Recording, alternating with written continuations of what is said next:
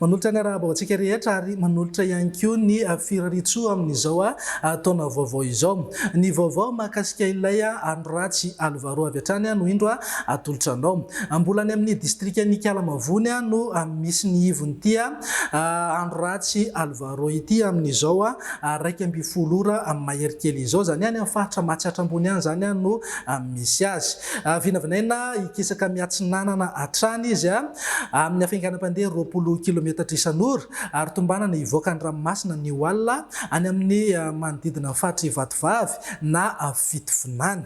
Etsika ilan'izay ihany koa ny ena dia ny ena ny heriny manodidina 570 kilometatra isan'ora zao ny rivotra entiny ary arahana tafiotra 520 kilometatra isan'ora.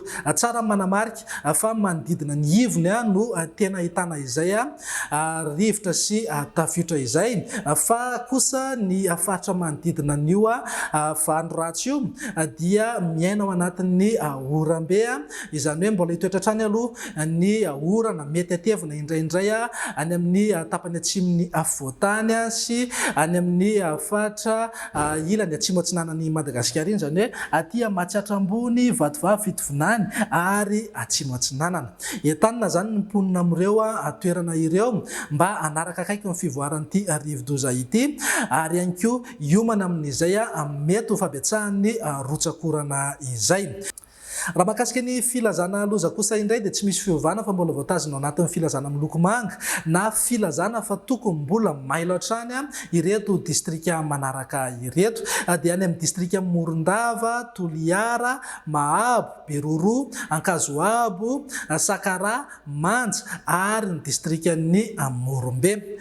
Ny any an-dranomasina kosa indray noho ny fisian'ity andro ratsy ity dia entanina mba tsy hivoaka endrika mihitsy aloha ny mpampiasan'ny ranomasina manomboka avy eo Mainty Rano hatrany Fokap na any amin'iny tendrony atsimo Madagasikara iny ary manomboka eo amin'ny Fokap ka hatrany Manoro. Ikorotana tanteraka mihitsy ny toetry ny andro an-dranomasina any amin'ireo faritra ireo ka aleo zany aloha tsy mivoaka miandrika mihitsy. Ny toromarika avy ety Meteo Madagasikara moa dia rao foana ny toromarika izay omeny manam-pahefana ny foty ny sorohana ny loza mety iseho. Izay ny vaovao mahakasika ny Alvaro amin'izao maraina izao.